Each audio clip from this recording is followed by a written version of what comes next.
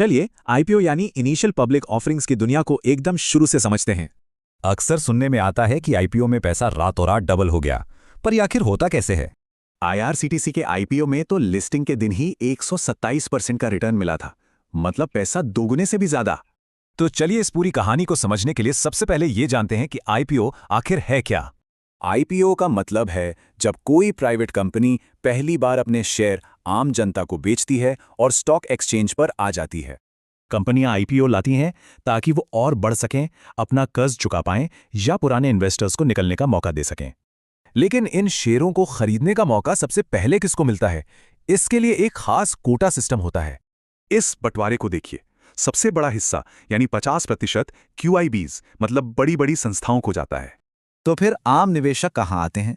वो आते हैं रिटेल कैटेगरी में, जिनका निवेश 2 लाख रुपए से कम का होता है। ठीक है, तो अब आते हैं सबसे मजेदार हिस्से पर। मुनाफे का ये खेल काम कैसे करता है? देखिए, आईपीओ में सीधे एक एक शेयर नहीं बल्कि लॉट में अप्लाई किया जाता है, जो शेयरों का एक फिक्स्ड बंडल होता है। अगर मांगने वाले ज्यादा और शेयर कम हो तो उसे कहते हैं ओवर सब्सक्रिप्शन। तब तो अलॉटमेंट एक लॉटरी जैसा हो जाता है। और इसी का नतीजा होता है listing day gain. Issue price और लिस्टिंग प्राइस का अंतर ही असली मुनाफा है। तो यहां 2 तरह की सोच सामने आती है, एक स्पेक्युलेटर की जो तुरंत मुनाफा चाहता है और दूसरी निवेशक की जो लंबी दौड़ का सोचता है। आईआरसीटीसी इसका बेस्ट एग्जाम्पल है। लिस्टिंग पर 127% का गेन तो मिला, पर आज ये 2200 के भी पार है। तो अगर आईपीओ में हिस्सा लेना है तो सबसे पहले क्या चाहिए?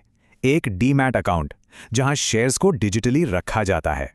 लिस्टिंग से पहले ही एक और चीज पर सबकी नजर होती है, ग्रे मार्केट प्रीमियम। ये डिमांड का एक इंडिकेटर है। जैसे जोमैटो का जीएमपी 26% के आसपास था, इसका मतलब था कि ये स्टॉक अच्छी कीमत पर लिस्ट हो सकता है।